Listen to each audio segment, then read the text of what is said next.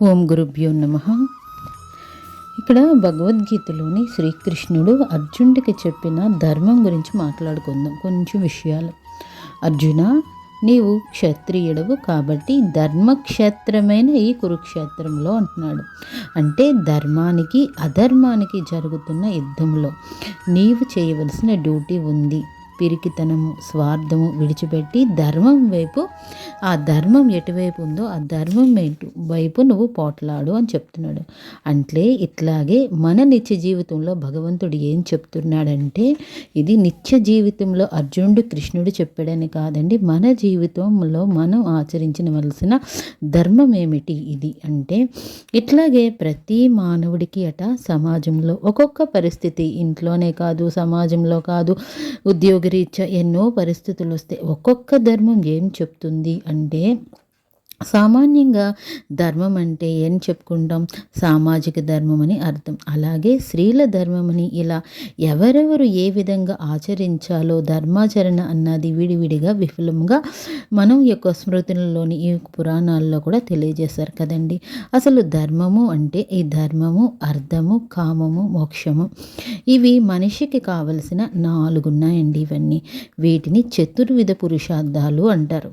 అయితే ఇందులో మొదలైనది అంటే మొట్టమొదటి ధర్మాన్ని విడిచిపెట్టినట్లయితే మనిషికి తక్కిన 3 పురుషార్థాలు కూడా సిద్ధించవు అని చెప్తున్నారు. అంటే దీని తాత్పర్యం ఏంటి అంటే, మనిషికి సుఖం కావాలన్నా, కోరికలు తీరాలన్నా వీటినన్నిటినీ కూడా ధర్మమే ముఖ్యము.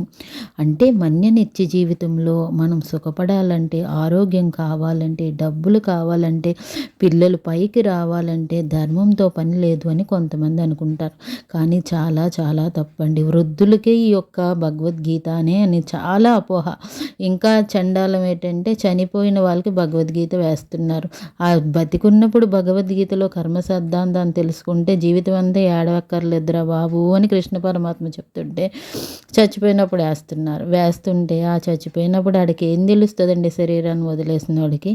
ఆ ఉన్న వాళ్ళన్నా వింటున్నారా అంటే అది వినట్లేదు. అక్కడ ధర్మానికి చెప్తున్నారు ఏంటంటే, వృద్ధులైన వాళ్ళకి కాదు, రిటైర్ అయిన వాళ్ళకి కాదు, పని లేని వారికి కాదు మాత్రమే అనుకుంటారు.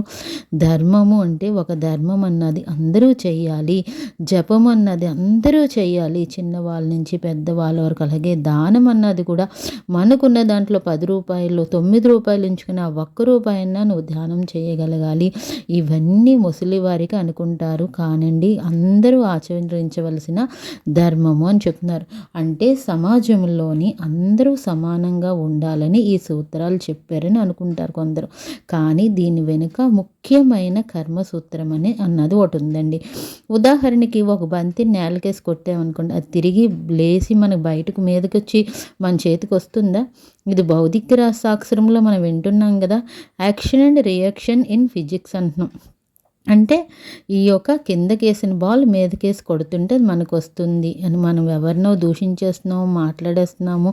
వాడు మనసులో అవతల్లో వాడు ఎంత చెత్తవాడైనా వాడి గురించి మనం మనసులోని బయటలోకి అనుకోకుండా లోన మనం అనుకుంటాం. ఆ తిట్టుకోవడాన్ని అండి, ఆ కర్మఫలం కూడా మనకి భగవంతుడు రాసేస్తున్నాడండి.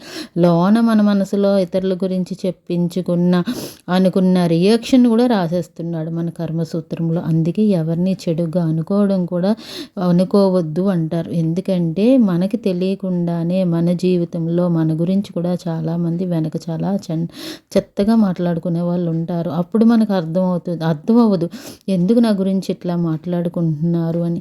ఇందాక బంతి సూత్రంలాగే ఉంటుంది. ఎవరినన్నా మనం అనుకుంటే తిరిగి మళ్ళీ మనకి అదే నెలకోసం, ఒక సంవత్సరానికో తర్వాత రియాక్షన్ అన్నది ఉంటుందట. అందుకే అంటున్నారండి బాబు, ఉదాహరణకి మనసులో ఎటువంటి ఆలోచనలు ఉంటే ఆ రోగాలు కూడా అలాగే వస్తాయి. మనం అనుకుంటున్నాం మన ఎదుటి వాళ్ళకి ఏం చేయలేదు, బయట అన్నీ మాట్లాడేస్తున్నామని. ఈ మాట్లాడుతున్న మాటలు నోటి నుంచి వస్తున్న ఆ తరంగాలండి ఒక రేడియో స్టేషన్లోని ఉన్నట్టు ప్రపంచం దానికి శబ్ద తరంగాల్లాగా మీదకి వెళ్ళిపోతూ ఉంటాయండి. వెళ్ళిపోయి ఆ స్టేషన్ మాస్టర్ ఋషులు ఉంటారు చూసారా, అక్కడ ధర్మదేవతలు ఇద్దరు ఉంటారు. వాళ్ళు ఏం చేస్తారంటే మన నోట్లోంచి వచ్చిన ప్రతి మాటని ఆ కర్మని ఏం చేస్తారంటే మీదకి పంపిస్తారు. మన ఆలోచనని కర్మని పంపించి ఆ రెండింటిని మనం మంచి ఆలోచనలు ఆలోచిస్తున్నామా, చెడ్డ ఆలోచనలు ఆలోచిస్తున్నామా, ఈ రెండింటినీ కూడా అండి కలగలిసి ఒక అకౌంట్ రెడీ చేసేస్తుంటారట మీదనంతా. ఇదంతా నీకు తెలుసా అని నన్ను అడిగితే, గురువుగారు యోగంలో చాలా సంవత్సరాలని యోగంలో ఉండి ఈ పుస్తకాలు నిత్య జీవితంలో యోగ సాధన అని బుక్ ఒకటి ఉంటుంది మాకు, ఒక్కసారి చదివితే ఆ బుక్లో ఆ నిత్య జీవితంలో మనం ఎట్లా ఉండాలి, ఎట్లా మాట్లాడాలి, ఎట్లా ప్రవర్తించాలి, మన జీవితం ఏమి చెప్పబడుతుంది అన్నీ ఆ బుక్లో ఉన్నాయండి.